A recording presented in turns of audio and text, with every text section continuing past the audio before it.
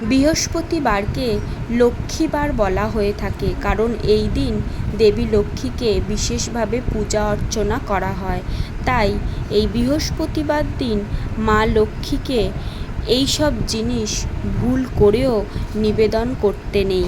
যেমন সাদা ফুল, লক্ষ্মী দেবীর প্রিয় ফুল হচ্ছে পদ্ম ফুল, অথবা হলুদ ফুলও দিতে পারেন, কিন্তু কখনোই সাদা ফুল দেওয়া উচিত নয়। তুলসী পাতা, তুলসী পাতা লক্ষ্মী দেবীকে কখনোই নিবেদন করা উচিত নয়, কারণ নারায়ণ শিলায় তুলসী পাতা থাকে। তাই তুলসীকে লক্ষ্মী দেবীর সতীন হিসাবে বিবেচিত করা হয়, তাই তুলসী পাতা লক্ষ্মী পুজোয় দেয়া নিষেধ।